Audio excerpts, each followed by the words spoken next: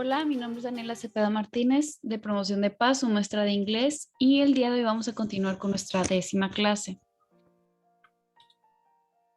Today we're going to learn about relative pronouns and relative clauses. Also, we're going to learn about tools and job skills.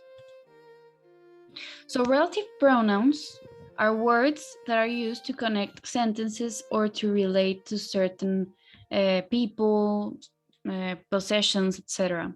So we have here who, that relates to people, whom, that relates to people as an object, which relates to animals and objects, etc., etc., okay? So I place here some examples. For example, number 1, the book that is on the table is mine. El libro que está en la mesa es mío. And if we go back a bit, that relates to people, animals, and things. And then we have the book which you are reading is my favorite. I know the boy whom sits next to you. The boy whose phone just rang should stand up. The day when the concert takes place is Saturday. And finally, do you know why the market is closed today? And with that knowledge, with the relative pronouns, we're going to learn about relative clauses. And we have two types of relative clauses. We have the defining and the non-defining. Entonces, en el que sí define, tenemos que el pronombre relativo es el sujeto. Y en las cláusulas así relativas de que sí definen, no se utilizan comas, ¿ok? Y te dice exactamente a qué persona o a qué cosa se está refiriendo. Entonces, por ejemplo, the line supervisor is a person who supervises the assembly line. Entonces, who is used to define the line supervisor, what he does, okay? And then we have non-defining. And in non-defining relative clauses, we use commas. We don't use that in non-defining relative clauses. And it provides information about something or someone without defining it.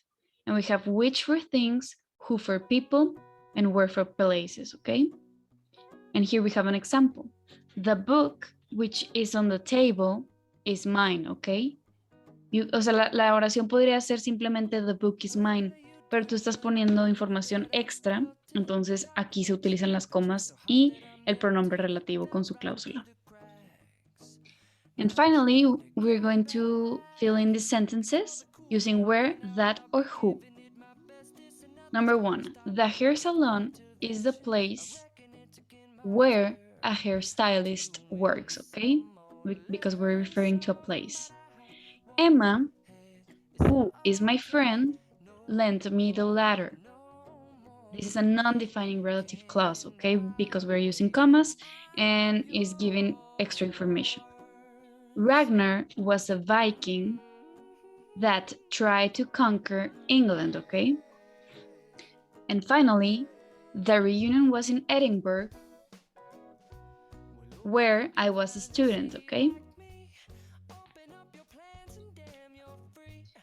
And finally, we have some tools and job skills, okay? Job skills se refiere más a qué habilidades tienes en cierto trabajo. Por ejemplo, si eres médico, pues sabes curar gente, etc.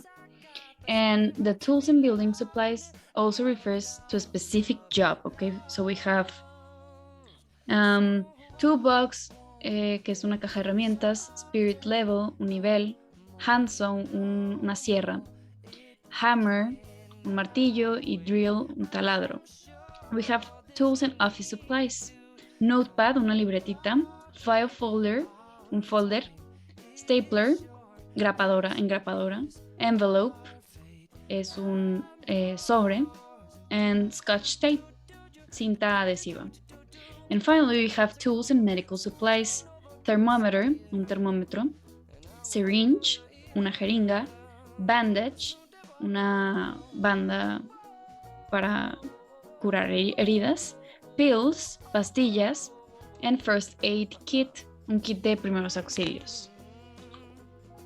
And we're finished with today's class.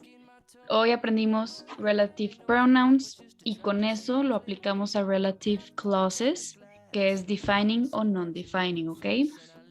Y por último vimos un poquito de vocabulario sobre herramientas y habilidades en el trabajo. Entonces espero que haya quedado todo muy claro. Cualquier duda me la pueden hacer llegar y pues muchas gracias por su atención.